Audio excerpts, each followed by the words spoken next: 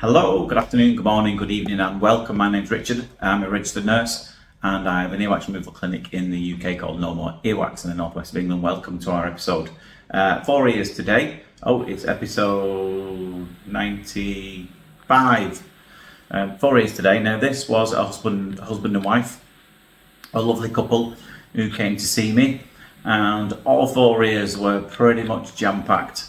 They were absolutely chock-a-block. So how they've been managing to speak to each other, I have no idea. Or, as I said to them at the time, sometimes that's no bad thing that you can't hear each other. But the men do get selective hearing sometimes. But as I said to the gentleman afterward, hello, if you're watching, by the way, if you've managed to find the channel, they said they were going to look for it. As I said to them afterwards, if it's turning out to be a bit of a problem that you can hear each other, I'll put your plugs to one side, I'll save them, and if you want, come back next week and I'll put them back in again. I was only joking. They are in the clinical waste, and I've remembered to take a picture of them this time. I've missed a few recently.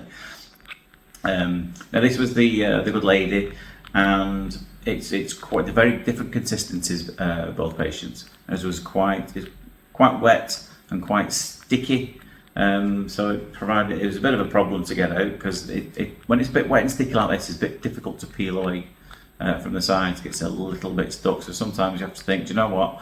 Not too fussed about them bits stuck to the side. Let's just get to the heart of the matter, so to speak. Let's just get to the big bulk here and try and pull that forward. So I'm trying to lift it up there gently. And you'll see in a minute, there you go. Some of it slurped up the tube, but it's starting to bring it forwards now. And again, slowly disappearing up the tube, little bit to bit. But good old chunky plug this as it comes out. Work our way around the bend, there it is, it's stretching it, just snapped off a little bit. So let's go in and grab that one, not in, it's actually out of the ear, that one, it's just left on the outside of it. But let's go and grab that one, and there you go. Nice clear eardrum afterwards. She was genuinely really shocked as to the difference. It's one of them, you don't really notice you've got a problem until that problem's fixed, because it kind of sneaks up on you, this. A lot of people put it down to age, very often it's not. And that's why I love doing this job. She had that, oh my god, wow moment where she could hear again. And it's really rewarding when you get to, it can change people's lives, it genuinely can. So it just left a few little smudges around the outside here. So I thought, let's just get that came away quite easily. Will the second bit come away quite easily? Will it just jump up and peel away? There it goes. And a little bit on the other side there. Let's go and fetch that. Most of them, let's just change the angle of the camera so I can see it a little bit better. And out that little bit pops. So let's see if we can sneak around the corner and have a quick glimpse of the eardrum there. There it is. Looking wonderful. So this was her husband. Different story in here. As you can see, it's a bit more formed. There's a few hay bales in there as well. There's an awful lot of hairs inside in this plug. You'll really enjoy it. I think it might be the last one. I've never seen so many hairs entangled and matted in a single plug. It was an absolute Bobby Dazzler. I should stop using phrases that you guys have never heard of. A Bobby Dazzler. It means a good one. But it came out dead easy. I wish they all went like that. There we go. Look at that. Nice clear eardrum after that. Really look at this one here. Can you see all the hairs at the back of that plug there? How have they got down there? Don't know. Sometimes when you're trimming these ones, shaving, you use trimmers and clippers like I obviously use. It doesn't fall out this. Most of it does around there, but I do trim it, and it can kind of fly everywhere. And the odd little bit can end up in your ear, as these ones have, as you'll see. Yeah, sometimes we have to accept our hairline, don't we? What does my wife call it? This? It's not quite. It's going up there and it's going up there. And she says, when you get that little bit there, she calls it a fantasy island. I don't know why. But out that one comes, and look at all the hairs entangled and matted inside that. This bit was the trickiest bit though, because it's really smudged and it's caked onto the side.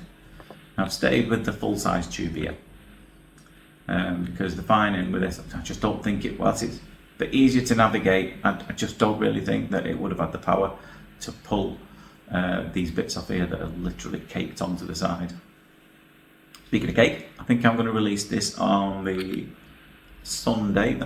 That's the 18th, and that is my birthday.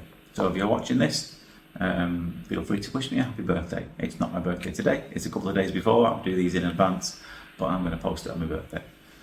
And I've had a few guesses as to my age, because I asked in the video prior to this.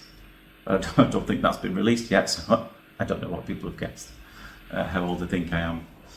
I'm hoping most of them are wrong and they get it at least 10 years under, but let's see.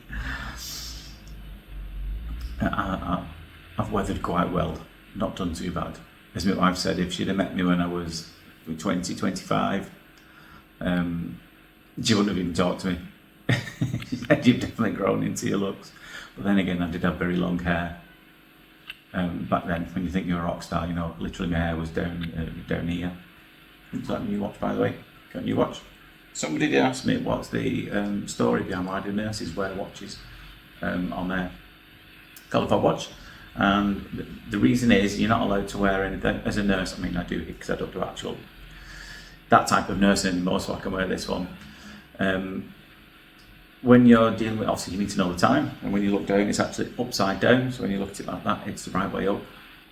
But when you're dealing hands-on with patients, you know, patients who are in a hospital bed, obviously you've got gloves on, but you're not supposed to have any jewellery or any watches on, because if you, especially if they're mostly elderly people that you deal with, if you may help them wash, you may be doing a procedure, people have thin skin and you don't want to start catching up with a watch on your wrist or any rings or have you anything like that. So that's why a lot of nurses and doctors will wear a fob watch on there. And yes, I do have one on there. So you think, well, why not do you have one there? I just like wearing one. It makes people, when they see you, they don't think, well, is he a beautician? Is he a dentist? What is he? And they wear that on, it tends to know, that's what a nurse is. The same way that doctors wear stethoscopes over the neck, whether they need them or not. It seems to make people think, oh, I know, you're the doctor. I have known some doctors who wear them and they never use them. They just wear them so people know who they are. I kind of given up on that little bit at the side. I do go back after this, so let's just get a little bit around the outside there, and let's see if I can finally manage to peel this bit off. It was really tricky and really stuck and caked on. I'm just trying to grab a leading edge and watch how this comes away. It's really nice. There it goes. So I hope you enjoyed that, and a lovely eardrum afterwards. So hello to those of you who are watching. I hope you enjoyed that. I hope you're now speaking to each other and you can hear each other. But for now, take care of yourselves and I'll see you later. Bye bye.